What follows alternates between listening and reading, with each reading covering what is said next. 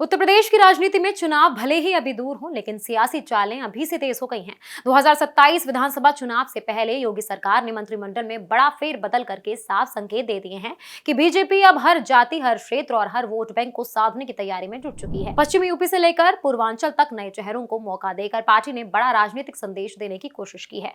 उत्तर प्रदेश में 2027 विधानसभा चुनाव से पहले मुख्यमंत्री योगी ने अपने दूसरे कार्यकाल का दूसरा मंत्रिमंडल विस्तार किया है। इस विस्तार को बीजेपी की बड़ी चुनावी तैयारी माना जा रहा है। लखनऊ के जन्मभवन में हुए शपथ ग्रहण समारोह में राज्यपाल आनंदीबेन पटेल ने 8 नेताओं को मंत्री पद और गोपनीयता की शपथ दिलाई। इस पूरे विस्तार में बीजेपी ने सामाजिक और क्षेत्रीय संतुलन पर खास ध्यान दिया है। सबसे ज्यादा चर्चा पूर्व बीजेपी प्रदेश अध्यक्ष भूपेंद्र सिंह चौधरी और ऊंचाहार से विधायक मनोज कुमार पांडे को कैबिनेट मंत्री बनाए जाने की हो रही है। भूपेंद्र चौधरी पश्चिमी उत्तर प्रदेश में जाट राजनीति का बड़ा चेहरा माने जाते हैं। किसान परिवार से आने वाले चौधरी लंबे समय तक बीजेपी संगठन की जिम्मेदारी संभाल चुके हैं।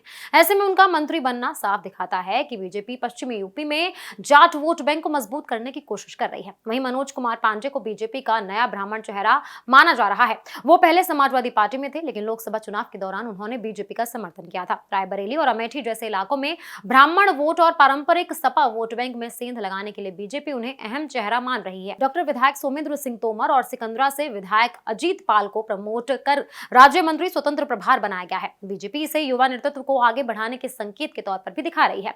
दलित वोट बैंक को मजबूत करने के लिए खैर सीट से विधायक सुरेंद्र दिलेर को मंत्री बनाया गया है।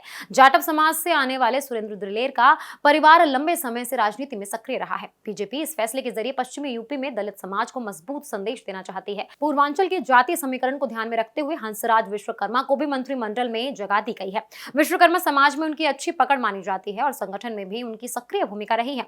इसके अलावा कृष्ण पासवान और कैलाश सिंह राजपूत को शामिल कर बीजेपी ने दलित महिला वोट और लोधी राजपूत समाज को साधने की कोशिश की है। बीजेपी ने इस फेरबदल के जरिए साफ संदेश दिया है कि पार्टी अब पश्चिमी यूपी, अवध और पूर्वांचल तीनों इलाकों में मजबूत सामाजिक संतुलन बनाकर चुनावी मैदान में उतरना चाहती है। बीजेपी की रणनीति साफ दिख रही है।